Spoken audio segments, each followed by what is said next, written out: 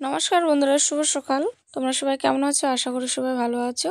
আজকে একটা ছোট্ট ভিডিও নিয়ে এসেছি, কারণ আজকে সারাদিন ভিডিও করিনি। এই যে গুঁড়ো মাছ নিয়ে আসে আর পাতাকপি দিয়ে আর গুঁড়ো মাছ দিয়ে ঘন্ট করলাম, আর হচ্ছে মাছের ভাজা। তো কালকে তো ধান ঝাড়াই করা হয়নি, আজকে এই যে ধান ঝাড়াই করা হলো। তাই এখন ধানগুলাকে হাওয়া দিচ্ছে। তো এখন বাজে 3টার মতো। আজকে আজকে আজকে আবার গঙ্গারামপুরে যাওয়ার কথা। কালকে তো আমার ছেলে চলে যাবে। আজকে হচ্ছে শনিবার, রবিবারে আমার ছেলে যাওয়ার কথা। তো জানি না কি হবে, এখন 3টা বাজে। তো আমরা রেডি হয়ে আছি, যদি যাই তাহলে ভিডিও করব।